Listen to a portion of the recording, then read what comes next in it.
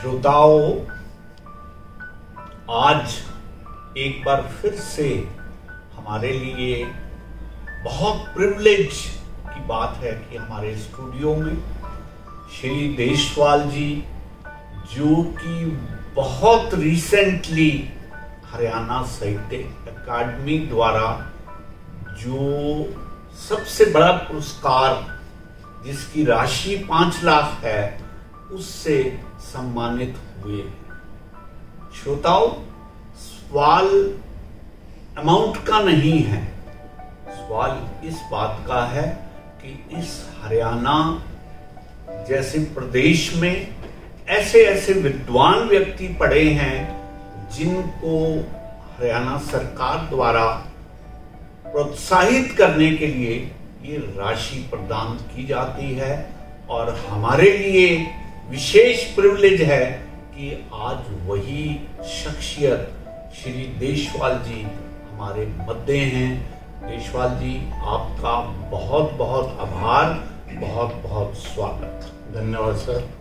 और इसी क्रम में मैं श्री जय भगवान हुड्डा जी का भी आभार व्यक्त करना चाहता हूँ। हुड्डा जी हमें एक के बाद एक इस तरह के व्यक्तित्वों से मिलवा रहे हैं और मैं ये समझता हूँ कि ये इनका हमारे ऊपर विशेष उपकार है कि हम ऐसे सज्जनों से श्री जय भगवान हुड्डा के माध्यम से मिल पाते हैं।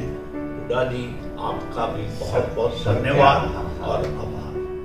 साथियों, यूं तो वशिष्ठ जी मेरे विद्यार्थी हैं, लेकिन मैं अक्सर कहा करता हूं कि विद्यार्थी अपनी जगह हैं, लेकिन इनकी विद्वता मुझे हर बार इस बात के लिए मजबूर करती है कि मैं इनका आभार व्यक्त करूं, क्योंकि इनकी उपस्थिति से मेरे स्टूडियो की, मेरे यहाँ के जो विद्वान लोग हैं, उनके साक्षात्कार में जो इनका योगदान रहता है, और मैं समझता हूँ कि इनके सहयोग के बिना हमारा ये जो कार्यक्रम है ये अधूरा रह जाए।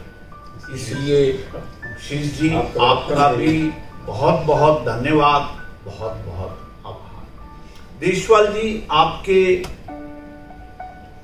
उस पर आते हुए मैं सबसे पहले ये चाहूंगा कि आप हमारे श्रोताओं को ये बताएं कि आप कहाँ से बिलोंग करते हैं, आपका बचपन की शिक्षा कहाँ आपने प्राप्त की, उसके बाद कॉलेज कहाँ गए।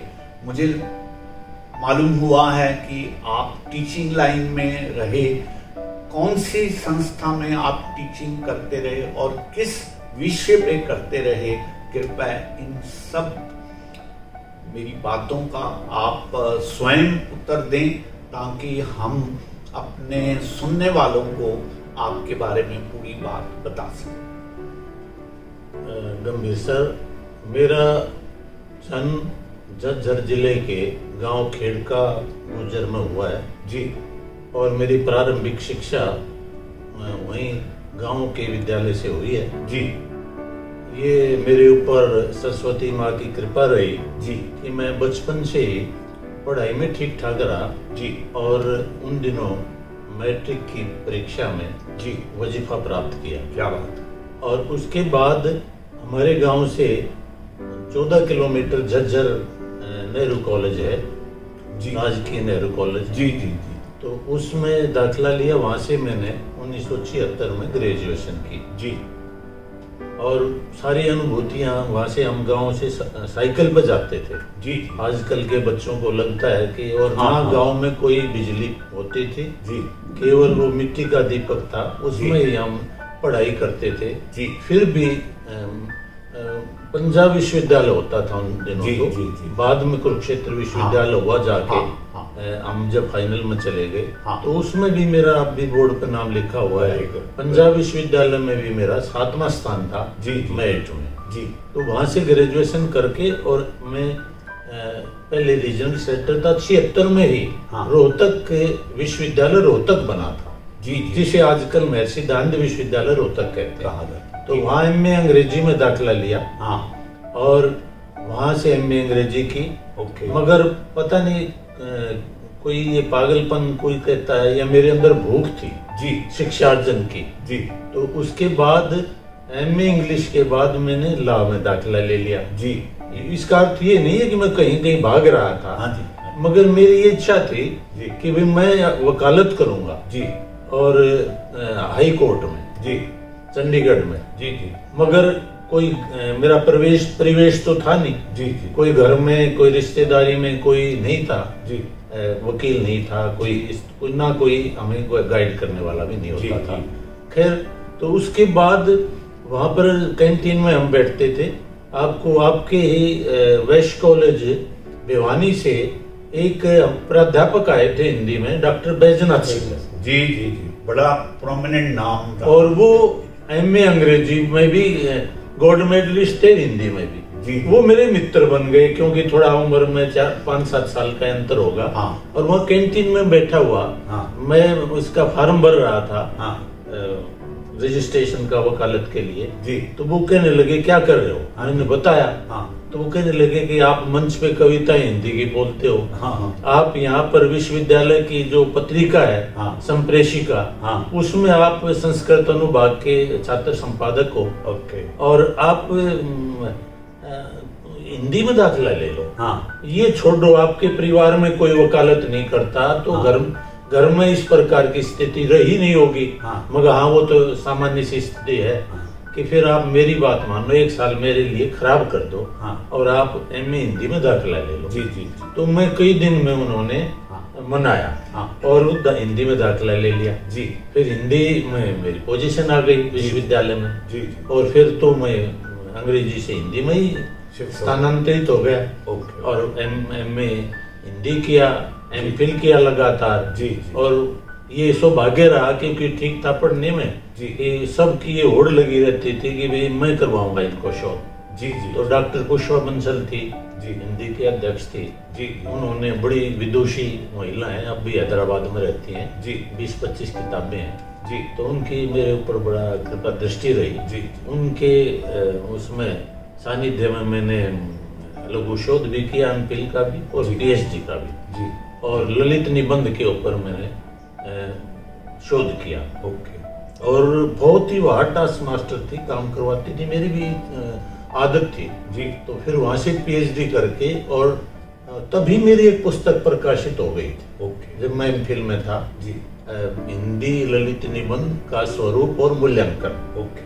तब ना तो मुझे पुस्तकों का इतना ज्ञान था कि पुस्तक भी कोई छपती है नहीं छपती है क्या होता है जी जी। मगर उसमें जाहिर है कि मेरी जो वो थी गाइड, उनका हाथ था जी। उन्होंने कहा कि बेटे ये आप अच्छा काम किया है, इसको पुस्तक आकार में आप छपवाओ जी। और लोकार्पण का भी मुझे ये नहीं पता था कि लोकार्पण भी कोई होता है। तो बस वो पुस्तक अब आप यदि नेट पर सर्च करोगे तो वो पुस्तक सबसे पहले मिलेगी सभी विश्वविद्यालयों की लाइब्रेरी में, क्योंकि वो काम था मेरा एमफिल का और अच्छा काम था जी। तो उसके बाद फिर मेरी सीधी छोटू राम आर्य कॉलेज में पहला ही वो साक्षात्कार दिया था जी। और उसमें मेरी नियुक्ति हिंदी विभाग में चाहता तो अंग्रेजी में भी हो जाता, ठीक है, मगर उस समय रोजगार की भी जरूरत थी कि रोजगार तो चाहिए ठीक। और फिर लेखन मेरा निरंतर जारी रहा जी जी। बस वो लिख कर रख लेता था, कविताएं भी लिखता था जी, कहानी भी लिख लेता, निबंध भी लिख लेता जी। और फिर वो मेरे किसी मित्र ने कहा कि आप ये जो लिखते हैं इसका कहीं समाज उपयोग करो ना, समाज के लिए जी। मैंने कहा क्या करूं, अखबारों में भेजो। तो मेरी ये धारणा थी कि अखबार में कौन छापेगा, मेरे को कुछ जानता नहीं। तो फिर भी उन्होंने प्रेरित किया। विश्वविद्यालय में वो रिटायर हो गए हैं छात्र कल्याण से, डॉक्टर आनंद शर्मा। तो मैंने वो पहला ही विजय सहगल जी थे, मुझे ध्यान है, दैनिक ट्रिब्यून के संपादक जी। तो मैंने सामान्य रूप से भेज दिया एक आर्टिकल, और वो 1 सप्ताह में ही पूरा कलर्ड पेज पे और आधे से ज्यादा पृष्ठ वो आर्टिकल छपा जी। अच्छा लिखा गया होगा फिर उसके बाद उनका टेलीफोन आया खुद सहगल साहब का कि भाई आपने अच्छा लिखा है, लोगों की वो राय आ रही है, तो आप के पास समय हो तो आप हमारे अखबार में लिखने लग जाओ जी। तो उन्होंने मुझे वो साहित्यालोक और गागर में सागर और नव साक्षरों का कोना, 3 मेरे कॉलम मेरे नाम से चलते थे। वो 8-7 साल तक चले। फिर उसके बाद पत्रकारिता में आ गया मैं। हिंदुस्तान था हिंदी का, उसमें हमारा हरियाणा, और जनसत्ता था उसमें मुद्दे की बात, धरोहर, और फिर ये हरिभूमि आ गई। हरिभूमि, संस्कृति दर्पण, समाज दर्शन, लगातार 15-20 साल तक पत्रकारिता की। और फिर उसके बाद करके छोड़ दिया। अब फिर बैजनाथ सिंगल जी के साथ में कहीं जा रहा था जी, ये बाबू बाल मुकुंद गुप्त का हमने एक वो शुरू करवाया था झज्जर से जी, परिषद, क्योंकि वो झज्जर के थे, अब रेवाड़ी जिला हो गया। तो उन्होंने कहा कि भाई ऐसा है, तेरे जो आर्टिकल हैं, तेरे जो लेख लिखता है वो लोग अपने नाम से लिख रहे हैं। मैंने कहा सर लिखने दो, लिखने के लिए ये तो ज्ञान बांट रहे हैं। अगर नहीं, ये बात नहीं है, मेरा ये हुक्म है कि 1 महीने में ये जो पुस्तक है ये लोकालोक, कि आप इसमें 40 से 50 जो आपके हैं उनको निबंध के रूप दो, और मैं उनकी भूमिका लिखूंगा। मगर लिख तो दोगे, मेरी छापेगा कौन? मेरा छापने वाला तो कोई है। अब ये बात मत कर, बात हो जाएगा सब।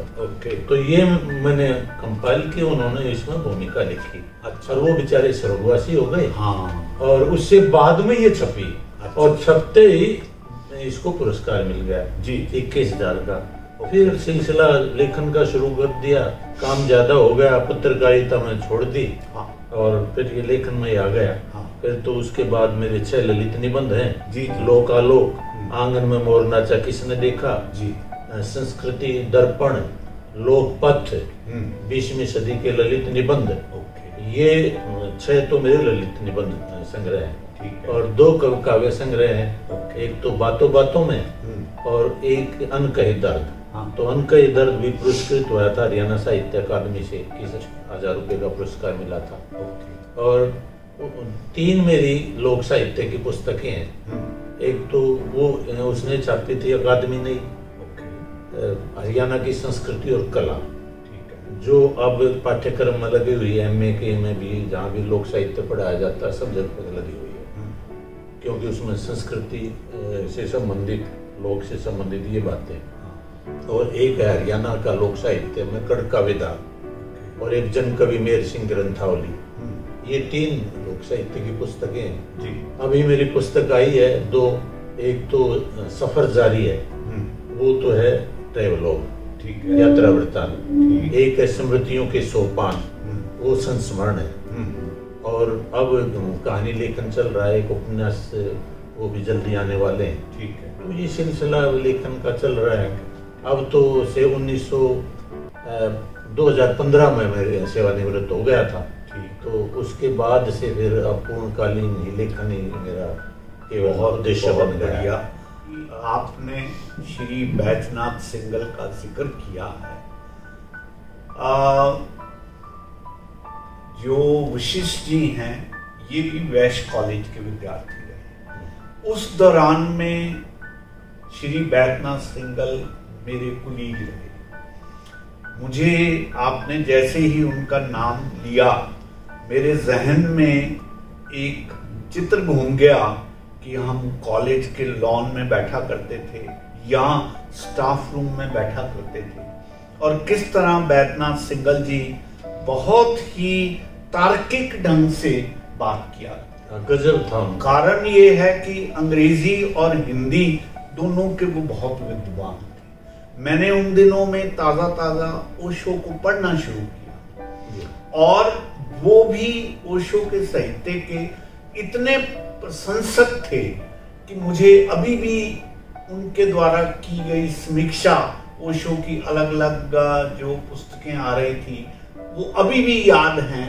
तो मैं आज इस अवसर पर उनको बहुत श्रद्धा से श्रद्धांजलि अर्पित करता हूं कि वो एक बहुत ही विद्वान व्यक्ति थे, और बहुत जल्दी चले गए और शायद उनकी वो क्षतिपूर्ति समाज में हो नहीं पाएगी।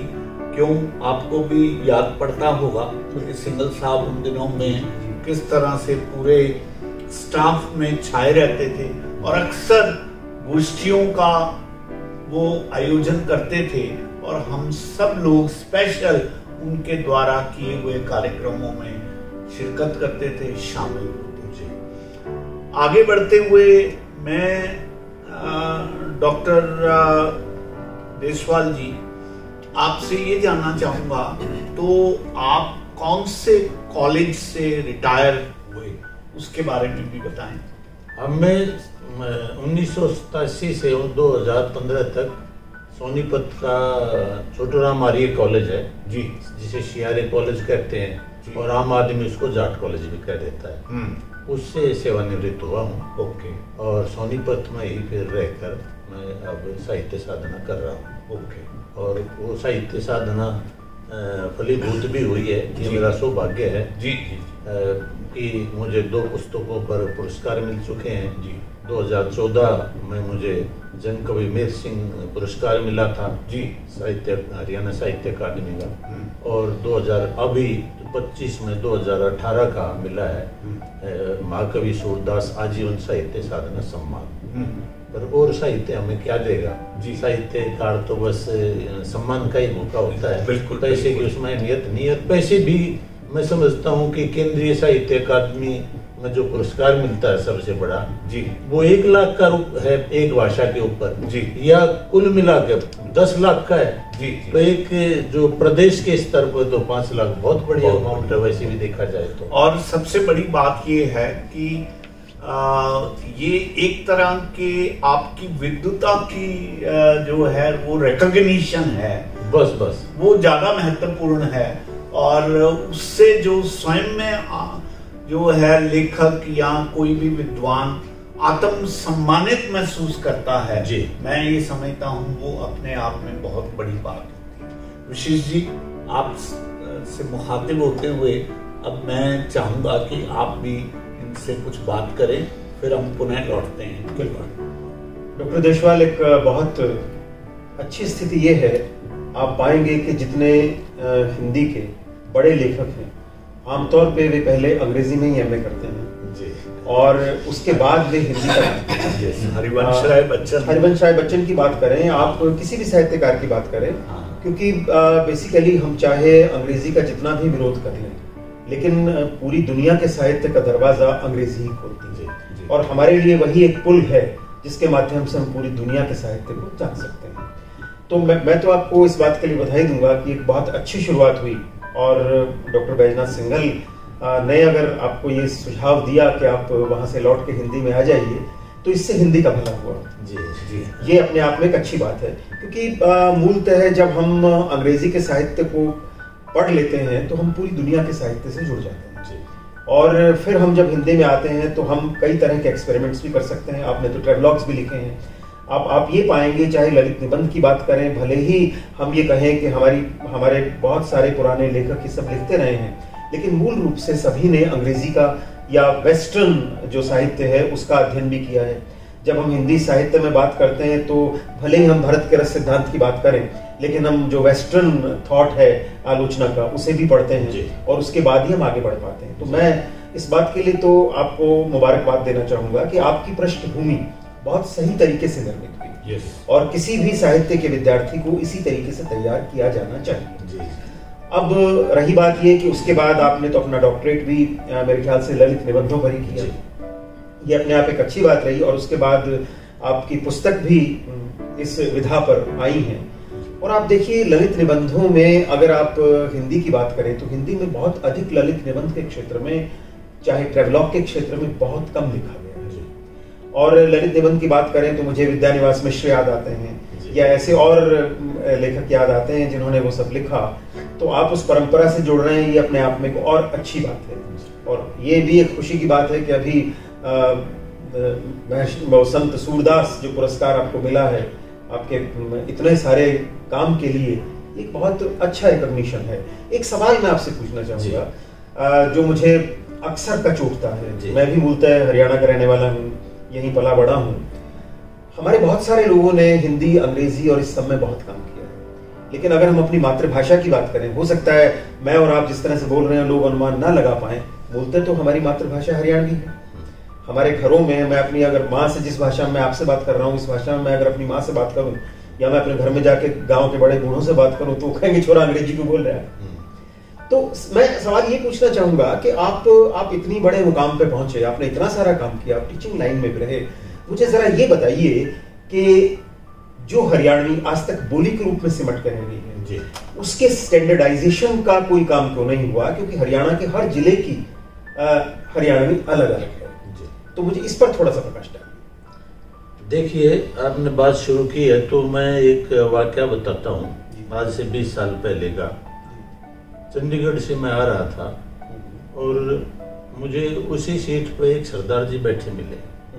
वो आर्टिकल मेरे पढ़ते होंगे जी। तो उन्होंने बात की तो मैंने अपना नाम बताया कि मेरा नाम संतराम देसवाल है। तो वो कहने लगे आपके मैं आर्टिकल पढ़ता हूँ। आप वाली बात उन्होंने कही कि आप हरियाणवी में क्यों नहीं लिखते, अपनी माँ बोली की सेवा क्यों नहीं करते। और ये बड़ी बुरी गल है। मुझे लगा वो बंदा तो ठीक कह रहा है। और उसके बाद मेरी एक पुस्तक हरियाणवी कविता भी आई है, गजल, हरियाणवी गजल लिखी है मैंने। और नवगीत की पुस्तक अभी 1 महीने में आ जाएगी, हरियाणा के नवगीत। तो हरियाणवी में भी मैंने लिखा है। और रही बात उसकी ये मानक हरियाणवी की, आपको एक और मैं बात बताना चाहता हूँ जी। आप बात करते हैं हरियाणवी की, मगर स्थिति क्या है कि जो गांव से संबंध रखते हैं, अज्ञानी लोग मैं कहूंगा उनको, मुझे एक ऐसा बंदा मिला जो वैसे तो किसी महाविद्यालय में चौकीदार था। और मैंने उनसे पूछा भी तेरा गांव 5 किलोमीटर है, तो शहर में रहता, अपने माता पिता के पास रहे और बच्चों को वहां से लिया। तो वो कहने लगा नहीं सर, मेरे बच्चों की भाषा बिगड़ जाएगी, हरियाणवी सीख जाएंगे। ये मानसिकता है। मुझे बड़ी बात ये बुरी हुई और मैंने उसको जो कहा वो अलग बात है। उसके बाद मैंने कहा भाई तेरी मानसिकता है, मैं तेरे से संबंध नहीं रखना चाहता। खैर वो अलग बात इतर। मैं आज से 25 साल पहले केंद्रीय साहित्य अकादमी दिल्ली गया। टाइम्स ऑफ इंडिया में एक विज्ञापन आया था, oral literature, translation of oral literature, कि कोई भी ओरल लिटरेचर है यानी लोक साहित्य, उसके ऊपर ट्रांसलेट करो, कोई कहानी करो, लोक कथा जो भी है। मैं अपनी एक लोक कथा थी हरियाणवी की, उसका अंग्रेजी में ट्रांसलेट करके ले गया। तो उन्होंने इनकार कर दिया कि भैया हरियाणवी का तो कोई वजूद ही नहीं है। 24 भाषाएं हैं स्वीकृत, बोलियां कहें, उसमें 22 भाषाएं जो हमारे संविधान में 2 और हैं, राजस्थानी एक और है। तो मेरी एंट्री लेने से इनकार कर दिया। मैंने उसको इंसिस्ट किया तो कहा कि आप अध्यक्ष महोदय से मिल लो, आप सेक्रेटरी साहब से मिल लो। तो उन्होंने मेरे से मिलने से भी इनकार कर दिया कि समय लेके मिलेगा। तो मैं अब क्या करता, आ गया। मगर वो जो अनुभाग अधिकारी था, सुब्रमण्यम नाम था उनका, क्या था, उन्होंने मुझे समझाया कि ऐसा है जी, ये मेरे को दे जाओ, इसमें एंट्री तो नहीं होगी। आप अपने जो 2 मेंबर होते हैं हर जिले उसके प्रदेश के, उनको क्यों नहीं कहते कि हरियाणवी भाषा यहाँ लागू हो।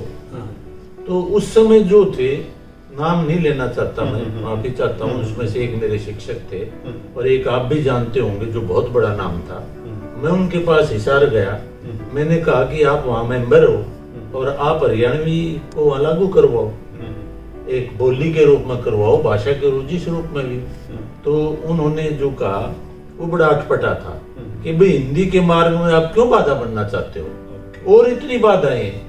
फिर मेरा इतना नहीं, जब मैथिली आपसे अलग होके गई, जब मैथिली आपसे अलग होके गई, उसे नहीं, वो मैंने सारे तर्क दिए लिया, तब हिंदी का नुकसान नहीं हुआ था क्या? तो मैंने तर्क दिए, उन्होंने नहीं माना। तो नहीं माना तो बड़े उसके आदमी थे, मैंने मुंह जोर होना अच्छा नहीं समझा।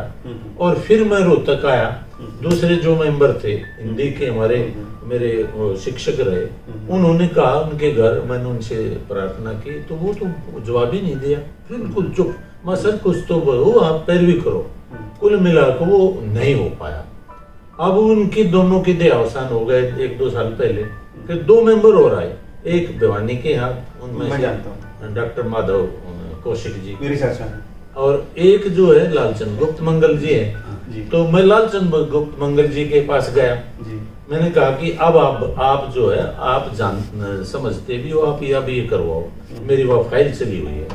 तो वो कहने लगे भाई उनसे, कौशिक साहब आपके अच्छे परिचय में, आप उनसे कहो और ये टेलीफोन नंबर लो। तो मैंने कहा कि आप मेरी बात उन तक पहुंचा दीजिए कि मैं आया था, मैंने ये कहा है। तो वो कहने लगे मैं तो कह दूंगा पर आप बात कर लेना। तो मैं तो घर आया था, उससे पहले उन्होंने कर ली बात और फिर मैं कर नहीं पाया 1-2 दिन। तो कौशिक साहब का फोन आया, वो कहने लगा भाई ये बात तो सोची ही नहीं थी, बहुत अच्छी बात है छोटे भाई, और ऐसा है अब सारे हरियाणा में घूम जाओ, पुरस्कार शुरू करवा दिया है। उस हरियाणवी को यहाँ पर स्थान दिलवा दिया मैंने। पहला 1 लाख रुपए का पुरस्कार हरियाणवी में मिलेगा और वो तेरी जिम्मेदारी है कि भाई अच्छे आदमी को पुरस्कार मिले। कभी पहले ही शुरुआती गड़बड़ हो जाए। जूरी में रखा है। मैंने कहा जी उस जूरी में तो पुरस्कार लेने वालों में था, जूरी में क्यों रख दिया? अब लेने वाले से देने वाला बड़ा होता है। खैर मैं सब लोगों के पास घूमा और हमने जो चयन किया, सांगीवाल जी थे, उनकी 40 पुस्तकें हरियाणवी में थी, उनका मैंने चयन किया, उनसे डिस्कस किया, गाँव बहुत बढ़िया बात है। वो 2 दिन के बाद चल बसे। फिर मैं दोबारा घूमा, लोगों के वो लाया, ये कह के मैं शोध कर रहा हूँ। और फिर ये कल रात को उनसे बात हुई थी मेरी, वो चल बसने वाली बात है। बोले इतना दुर्भाग्य है कि एक व्यक्ति पुरस्कार लेने से पहले चल बसा। सचमुच। फिर वो द्विवेदी थे, कुरुक्षेत्र रहते हैं, रिटायर्ड शास्त्री, उनकी 2 असंग्रह 6 हरियाणवी में, कविता भी है और कहानी है, 12-13 पुस्तकें। वो सबसे ज्यादा उस समय काम था। और फिर जो दूसरे जूरी के 2 मेंबर थे वो मेरे से वरिष्ठ भी थे, मेरे से विद्वान भी थे, मैं कहूँगा, नाम नहीं लेता, मगर वो फिर कौशिक साहब बोले भाई मैं इसलिए रखा है कि भाई आप संभाल लोगे। तो मैंने कहा कि बताओ। तो वो होमवर्क करके नहीं आए हुए थे, मैं होमवर्क के करके गया हुआ था। उन्होंने जो नाम लिए मैंने कहा भाई ये नहीं, आप ये देखो। तो वो तो अपने आप ऊपर उभर के आ गया, 2 मिनट लगे। तो वो पुरस्कार शुरू हो चुका है। नहीं, वो मुझे मालूम है पुरस्कार शुरू हो चुका है। हाँ। लेकिन इस भाषा को, अच्छा भाषा की बात दिलाने के लिए, काम करने की बात, उसके लिए ये है कि हम पढ़े लिखे हैं ना, वो इसमें हमारी जैसे अंग्रेजी के प्रति हिंदी वालों की भावना है, वैसे हिंदी वालों की हरियाणवी के प्रति है। मैं आपसे निवेदन करूं डॉक्टर साहब, 1978 में ऑल इंडिया रेडियो रोहतक ने हरियाणवी का कार्यक्रम जब शुरू किया तो उसके पहले कॉम्पियर मैं और सुमित्रा हुड्डा थे। बहुत बढ़िया बात है। हम दोनों लोगों ने हरियाणवी का कार्यक्रम शुरू किया था। उसके बाद मैं छोड़ के चला गया 2 साल के बाद, और सुमित्रा हुड्डा भी छोड़ के चली गई। लेकिन हम लोग लगातार टच में हैं और ये हमारे बीच लगभग हर बार ये बात उठती है कि इस भाषा को अपने प्रांत में, अपने राज्य में रिकॉग्निशन दिलाने के लिए हमें काम करना चाहिए। तो उसके लिए मैं आपको बता रहा हूँ कि कम से कम 5 बार मैं साहित्य अकादमी के कार्यक्रमों में प्रस्ताव पास करवा चुका हूँ, सरकार से बात कर चुका हूँ, वहां शुरू हो गया, मगर कोई भी बात सिरे नहीं चल रही। क्या कह देते हैं कि इसमें तो कोई मानक रूप नहीं है, तो मानक करेंगे ना हम, और इसकी कोई वो नहीं व्याकरण। तो फिर अब नहीं ये समझाया है 1972 में हरियाणा की मानक व्याकरण एवं लिपि, ये पुस्तक प्रकाशित हो चुकी है हिंदी और अंग्रेजी में। डॉक्टर जगदेव थे, वो अमेरिका में चले गए, वहां देहांत हो गया। उन्होंने शोध किया था और वो मानक रूप क्या हो, व्याकरण क्या हो, सारी पुस्तक बनी हुई है। एक पत्रिका निकलती थी, आपको याद हो, सप्त सिंधु, जिसमें बहुत सारे इस तरह के आलेख, मैं तब बहुत छोटा बच्चा था, मेरे अकादमी से पहले भाषा विभाग था। जी हाँ। तो उसमें हरियाणवी को लेकर बहुत सारा शोध एक जमाने में छपा था। उस समय हमें तमीज नहीं थी, लेकिन आज उन सब बातों को याद करते हैं तो लगता है कि काम पहले हुआ था। जो पिछले 20-30 सालों के टेन्योर में पूरी तरह से बंद हो गया। बस उसमें तो अब ये है कि अब पुरस्कार कई शुरू करवाए हमने। बस ये है कि विल पावर, यदि राजनीतिक विल पावर हो जाए तो ये प्रस्ताव पास करके एक बार जा चुका है पार्लियामेंट में कि भाई हरियाणवी को भी संविधान की भाषा सूची में शामिल किया जाए। लेकिन उसके लिए काम करना पड़ेगा। देखिए डॉक्टर साहब, इट्स टू अर्ली। नहीं, अर्ली नहीं है, हमें काम करना पड़ेगा उसके लिए। ऐसे हम आपको बताऊं, जैसे आप कह रहे, एक बार शुरू हुआ था ये सिलसिला, फिर बंद हो गया। फिर हमारी पीढ़ी आई तो 1995 में मैंने अपने कॉलेज में पहला हरियाणवी कवि सम्मेलन करवाया। अकादमी वाले कहने लगे हमारे पास कोई कवि नहीं है, आप क्या करवाओगे, मेरी जिम्मेदारी है, आपके उसको स्पॉन्सर कर दो। तो वो हुआ था, बहुत अच्छा सम्मेलन हुआ था। और अब कम से कम नहीं तो 250-300 आदमी हरियाणा के अंदर लिख रहे हैं, हर विधा में लिख रहे हैं, उपन्यास आ चुके हैं, कहानी संग्रह आ चुके हैं, कविता संग्रह आ चुके हैं। तो लोग ये कहते थे पहले आप साहित्य दिखाओ, अब वो दिखाने के लिए हमारे पास है। में आपने शायद देखा होगा, एक प्रदीप नील है हिसार, हाँ उनका आया, उनका बैंक पे हरियाणा में बड़ा अच्छा उपन्यास। हाँ, जाट कह सुन जाट नहीं। जी हाँ, जाट कह सुन जाट नहीं। हाँ, तो वो आ चुका उनका। और पहले झाड़ू फ्री उपन्यास तो बहुत पहले राजाराम शास्त्री जी का आ चुका था। और बहुत सारे नए लड़के लिख रहे हैं और उनसे हम प्रेरित करते हैं उनको। एक और मैं आपसे निवेदन करूं डॉक्टर साहब, क्योंकि आप इस बारे में काफी कुछ जानते हैं और जुड़े रहे हैं। अभी मेरी कुछ कविताओं का हरियाणवी में अनुवाद हम लोगों ने मिल बैठ के किया जी। तो अब सवाल ये है कि हरियाणवी में अगर हम कोई शब्दकोश खोजें तो एक साहित्य अकेडमी ने शायद जयनारायण कौशिक जी का है, लेकिन मुझे इतना अधूरा लगा, उसमें शब्द ही नहीं, वो जरूरत ही पूरी नहीं करता। ना उसके बाद उसका जो एडिशन निकला, ना उसके बाद शब्द जोड़ने की बात उठी, ना उसमें परिष्करण की बात उठी। जैसे फॉर एग्जांपल कई सारी चीजें हैं, जैसे पालकी। आप पालकी को क्या कहेंगे हरियाणवी में? बांसुरी। अब बांसुरी के कई रूप चलते हैं, बांसुरी भी बोलते हैं लोग, बांसुड़ी भी लोग बोलते हैं। तो एक स्टैंडर्डाइजेशन ऑफ वर्ड्स, ये तो कहीं ना कहीं होगा तभी तो कोई शब्दकोश बनेगा, वरना आधी अधूरी चीजें लेकर हम बैठे हैं। कोश, हाँ वही कोश है एक जो आप बता रहे हैं। एक छोटी और पुस्तकाकार की छोटी सी वो भी है कोश, वो तो उससे तो काफी अधूरा है। और इसमें ये बात आती है, जो नए लेखक हैं वो पूछते हैं हमारे जैसों से, पत्रकारिता से जुड़े लोग मेरे पास टेलीफोन आते हैं कि भाई उस कोश में तो ये नहीं, आप बताइए।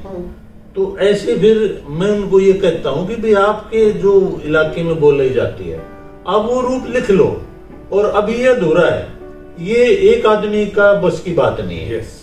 क्योंकि वो कोश भी जयनारायण कौशिक जी ने नहीं लिखा, अकादमी ने लिखा है, अकादमी के पैसे थे, उन्होंने, वो अकादमी के डायरेक्टर थे, तब लिखा था, तो पैसे भी उनके, और बहुत सारी मैन पावर भी मिल जाती है। और फिर एक आदमी काम करे तो उसको तो पूरा कई साल चाहिए, पूरी उम्र खप जाएगी शब्द। और क्या, इतना आसान नहीं है। मैं कई बार सोचता हूँ, फिर सोचता हूँ कि भाई मैं पहले इसी काम पर लगता तो करता, अब मैं तो लिखता रहता हूँ, जो नए शब्द हैं वो लिख के रख लेता हूँ। और चूंकि मेरा पृष्ठभूमि ग्रामीण रही है, इसलिए मुझे शब्द आते भी हैं, मगर उसके बाद समाप्त हो जाए, मेरे बच्चों को नहीं आते वो शब्द। नहीं आएंगे, कैसे आएंगे नहीं। तो इसके ऊपर आप ठीक कह रहे हो कि एक और काम होना चाहिए, उसका परिवर्धित और संशोधित रूप भी आना चाहिए। वैसे भी आप ये मान के चलेंगे कि ये एवोल्यूशनरी प्रोसेस है जी। ये एक पर्टिकुलर जगह पे बैठ के संभव नहीं होता, ये वक्त के साथ साथ धीरे धीरे आगे चलता है जी। तो हुड्डा साहब, मैं आप क्योंकि देशवाल साहब से जुड़े हुए हैं, कुछ ऐसी बात जो आप इनसे जानना चाहें, कृपया को आप पूछिए ताकि फिर हम आगे बढ़े। देखो, सबके जानने के लिए तो आप लोगों ने जो पूछा है जी, वही मैं भी पूछता, मतलब तो वो पूछा जा चुका है। ठीक है, मैं बस एक सिंपल सा क्वेश्चन पूछना चाहता हूँ। एक्चुअली ललित निबंध है, इसको हम कैसे परिभाषित करते हैं, मतलब और जो दूसरे निबंध से ये अलग कैसे है? बहुत ही प्रोमिनेंट प्रश्न पूछा है आपने, बहुत अच्छा जवाब। हुड्डा साहब, ललित का अर्थ होता है जो हमें अच्छा लगे, सुंदर, भव्य, जो चीज हमें पढ़ने में सुनने में अच्छी लगे उसे ललित कहते हैं, जैसे ललित कलाएं। तो ये निबंध वैचारिक विधा है, निबंध में विचार प्रधान होता है जी। और जाहिर है कि ललित निबंध में भी विचार ही प्रधान है जी, लोग गलत समझते हैं जी। मगर उसकी जो भाषा शैली है वो लालित्यपूर्ण है। कहीं आपको लगेगा कि एक ललित निबंध क्या होता है ये बता दो, तब आपके समझ में आएगा कि आपको एक पुस्तक के ऊपर, ये मेरा आज गिर गया मोबाइल, तो इस पे शुरू करूंगा मैं मोबाइल, तो मोबाइल पे शुरू करूंगा और मैं पहुंच जाऊंगा, हो सकता है इलियट के ऊपर, हो सकता है मैं लोक कथा पे पहुंच जाऊं। तो इस प्रकार से बीच बीच में उदाहरण देता जाऊंगा, कहीं कोई एक मैं लोक कथा लिख दूंगा छोटी सी जी। और कहीं अंग्रेजी की बात आ जाएगी, कहीं संस्कृत की बात आ जाएगी, कहीं फ्रेंच की कोई ऐसी उक्ति आ जाएगी, और वो सारा का सारा पर बिखराव नहीं होगा, और फिर वो बिल्कुल उसमें विचारों में बंध के, और भाषा उसकी अच्छी काव्यात्मक भाषा होगी जी। जैसे काव्यात्मक भाषा होगी जिसमें आपको समासात्मक दिखाई देगी, और कहीं आपको लगेगा कि ये तो आंखों देखा वर्णन हो रहा है जी। और फिर जाके उन सारी चीजों में आपको घुमा के आप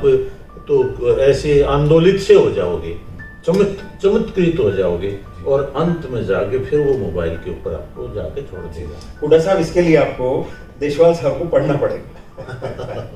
वैसे एक बड़ा सुंदर उदाहरण हम लोग देते हैं, मेरे राम का मुकुट भीग रहा। वो अपने आप में श्रेष्ठतम ललित निबंध है विद्यानिवास मिश्र जी का।